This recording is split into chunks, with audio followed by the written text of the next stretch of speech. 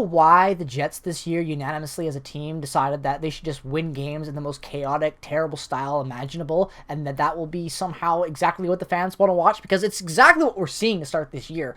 But what's going on, ladies and gentlemen? Welcome back to game 10 out of 82 for the Jets 2022-2023 season. This is Recap Reactions, where the Jets win against the Montreal Canadiens by a score of 3-2 in overtime in an ugly game. And, this ugly. This was not a very fun game. It was fun, but it was fun if you like the fact that the Jets won, but if you like a good hockey game with good play, definitely wasn't this, because tonight was a prime example of Montreal going out there, playing tough, trying to play up to an opponent, and then realizing, oh shit, we don't have to play up to an opponent. The Jets are just playing down to where we are anyway. But at the end of the day, it doesn't matter, because this is a West Coast team versus an East Coast team. One team gets the point, the other team gets 2. Doesn't really matter in the standings. It's helped the Jets out more than anything. Getting another 2 points is great. This is the 4th game out of 10 that they've went to overtime with, and they've only lost 1 of them so far. So hopefully that's the trend that keeps on staying, because we need those points, and we need the extra ones, especially in the clutch.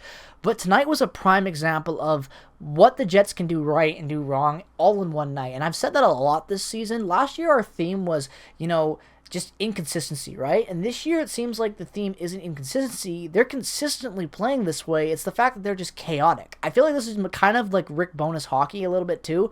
You're a little bit loose with the defense at times. You're really pushing for goals. But end of the day, the Jets win. They get those 2 points, and that's all that matters, because hell, it's early on in the season. This is 10 out of 82, and they're so far 6-3-1. I would much rather have them be there right now with those points than be down a bad losing streak, because we've been there before and it ain't fun. I have no expectation of the Jets. I'll say that in every video this year, because you need to remember it. I just want to see them have some fun. And for me to enjoy hockey again, unlike what I did last year with how bad they were. But I'm enjoying it this year. This was a great game. First period, the Habs were definitely better for the first 10 minutes, I would say. Actually, you know what? Fuck, I'm going to say the Habs were the better team for the first 17 minutes and 28 seconds of that first period, until Pierre-Luc Dubois finally scored from Garner and Gagne. Kyle Connor tonight completely snake-bitten, has been all year. He was amazing tonight. I'm so happy that Kyle Connor gets that winner in overtime. I know I'm skipping ahead, but it doesn't matter. You already know we got it. Great goal for him off of a great pass and play from Mark Scheifele. Hopefully that'll finally get the ball rolling. I was saying it in the stream. By the way, I streamed tonight, and I apologize for the fact that they went down twice, and I wasn't able to get it up for the 3rd time. Really wanted to. I guess the internet's still kind of new in the new place. It's settling down. The foundation is settling, but I'll get that sorted out. I got an old Wi-Fi extension thing. I'll figure out some way to get better connection for you guys. So I do apologize about that. But on stream, I kept talking to you guys, because you're all like, oh, Kyle Connor is not good. It's bad. Panic time. Panic time. Not time to panic just yet. Kyle Connor's just snake-bitten, because a guy like Kyle Connor doesn't lose his skill. You look at his shot counter tonight, and you can see exactly why he's snake-bitten, because he's taking a lot of scoring opportunities. Kyle Connor tonight had 6 shots on goals, 14 shot opportunities. And he finally got a goal. 2 goals, 1 goal, 1 assist. So a 2-point night for him. That's really a good game for Kyle Connor, and hopefully gets the ball going for him. If he can be a goal-a-game type guy again, that's great for the Jets. I would love more, though. But Kyle Connor finally gets his 2nd of the year from Scheifele and Morrissey in overtime to win it. Blake Wheeler gets his 3rd from Dubois and Sandberg. I believe that was Sandberg's first point on the season as well. Yeah, it was. So I believe that is his first point for his 1.5 games for him. He has not been that great. I want Kyle Capobianco to play, and I want Ville Heinola to play, because, goddammit, I'm not happy seeing the fact that his agent's coming out here and saying that he's not happy with Winnipeg. Chevy, get your shit together. I'm going to come beat your ass in November and the 17th when I fly out there. I swear to God, I'm going to fly out there for that Teemu Salame, Tempin Newman in retirement game, Hall of Fame game, whatever you want to call it.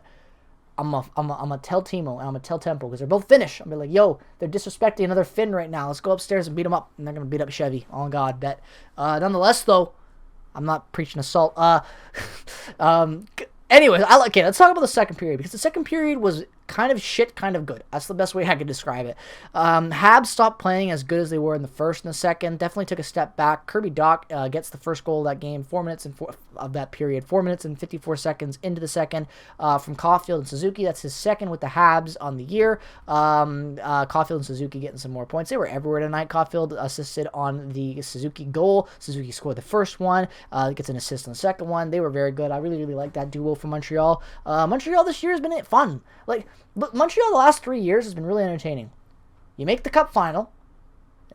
You're the worst team in the league. And now you're kind of exciting and interesting to watch on a nightly basis again. So credit to Montreal. They've had a fun 3 years, highs, the lows, and the in-betweens. But, I think that the second period showed how that the Jets were able, okay. It was like the game was more in reach for the Jets in the second period because the Habs weren't playing so much better than the Jets were in that first period compared to in that comparison.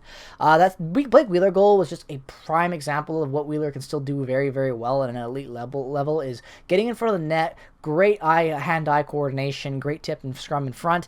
That's the type of stuff I want to see Wheeler doing more. Driving the net, using his ability with his hands and eyes to not just make passing plays, but tip plays, and really knowing how to read the puck well, because that's what Blake Wheeler's best skill was in his prime, and I still think he has the ability to use those skills well and efficiently. He just got to find a good way to put it all together and grow his game with age. I think the moment he accepts the fact that he ain't 22 anymore, that's when Blake Wheeler will finally start to really find his groove. But so far in the year, Wheeler has been pretty good. Like, I'm going to give him credit. He's got 3 goals, and let me just check to make sure he didn't get an assist tonight. No, but he only got the goal. So he's got 3 goals, 5 assists for 8 points in 9 games, in 10 games, excuse me. 8 points in 10 games is not bad for Blake Wheeler. Like, that's still just shy of a point per game. Like, at 36 years old, you can't ask for much more than that. So I'm going to give credit to Blake Wheeler. He's been pretty okay to start this year. Definitely settling in more with Cole Perfetti on that second line. Really like the way that those two played tonight. Cole Perfetti tonight was great. He really knew how to put the puck in front of the net for Wheeler tonight. Wheeler had a couple opportunities where he could have scored. It could have been a hat-trick night for Wheeler, but it wasn't. But really like the way that this team was able to mesh together in that third period and come together, keep Montreal off the board. No goals scored in the third. And that's kind of when this game really started to make it shape up, and you kind of had an idea of what the Jets, their play style was. Axel Johnson Fijalbi, I'm going to keep butchering that name. But Axel was great tonight. He got a lot more playing time as the game went on. He got, I feel like he was barely on the ice for the first 2 periods, and then in that third period, he was everywhere. I feel like almost all of his 9 minutes and 14 seconds of ice time came in that third period. And the fact that Gustafsson had 8 minutes tonight of ice time, I still like the way he played a lot. David Gustafsson needs more ice time. I feel like he's a sneaky kind of guy down there. You're not noticing a lot of the things he's doing right because the Jets kind of make a lot of mistakes as well when he's on the ice, but he's doing a lot right and really like the way his game is growing. Dominic Toninato tonight with only 6 minutes of ice time, didn't do shit, was a -1 as well. I just get him out of there. I'd rather have Jansen Harkins in, honestly, over Dominic Toninato. I think Dominic Toninato is good depth, but Harkins is killing it with the Moose lately, so give him an opportunity. Let's see if we can get some more depth goals coming from him. Defense tonight, atrocious. Dylan DeMello, terrible tonight. He has been terrible this whole season, has a couple bright games in there, but has not been able to stay consistent. Let's talk about the defense. You know what? Fuck it. We're going to do it right now. You need to do something. And this isn't, put Billy in. You need to do something. Why do you have Kyle Capobianco just sitting there? Like, why do you have, goddamn, just do something, for fuck's sakes. Pardon the language, but it's just frustrating to watch this team, the coaching staff and management, look at the defense, see it play shit night in and night out, make the exact same mistakes regardless of what pairing is on the ice, and then do nothing to fix it. I know it's early on, but this stuff isn't going anywhere because these are the same mistakes these guys were making last year and the year before that when they were on respectively different teams. These guys just don't make a good defensive core. You need to shake things up down there. And apparently you saw, like I said in the Trade Rumors video, the phones have been ringing for the Jets. So make a goddamn move, get somebody in, or you're going to lose Ville Heinola. You're probably going to lose somebody else as well because of just the fact that your defense is way too clogged up. You've already lost Jonathan Kovacevic, who played in tonight's game for the Montreal Canadiens, played 14 minutes of ice time, was a 0 on the plus-minus, 2 shots on net, 2 penalty minutes, played pretty damn good defensive style hockey and did two-way game. Like it just pains me to see Jonathan Kovacevic getting almost 15 minutes of ice time. Oh, actually, you know what? 16 minutes of ice time when you add in his shorthanded time on the power play. You look at that, and it's like, really? Really? This guy, you signed to a 3-year contract, you let him walk for nothing, and now he's with an important role growing his game. You look at what the comments he said today about the Jets and that whole organization, his thoughts on Winnipeg in general. The Jets have a big issue going on with the way they're viewing their defense. They're obviously the coaching staff, their hands are tied with this, but tonight's game, a lot of the big problems that caused the Jets to even be in a situation where they were losing 1-0, losing 2-1, was the defense. You gotta change it and shape it up because the system is working. The players are not. The players are the problem right now. They just can't stay consistent. So if they can't stay consistent, move them out. Put in Capobianco. Put in someone else. Try things out. I'm just sick and tired of watching the same shit night in and night out on defense because it's only been 10 games, and if that's the way it's going to be for another 20, I don't know how much more of it I can take. But defense has got to get better. Hellebuyck tonight, Connor Hellebuyck, Jesus fucking Christ. absolutely incredible. Like, he has been insane this year. Easily my Vezina pick right now. Non-biased even, and I know I'm wearing his jersey, but Connor Hellebuck's been stellar. And if he continues to play this way, there will be another Vezina banner hanging right beneath that one. Mark my words. He has been absolutely insane and will continue to be insane because it's Connor Hellebuck, and I just believe in the hell in this guy. But yeah, this game was messy. It was chaotic. Jets win in overtime.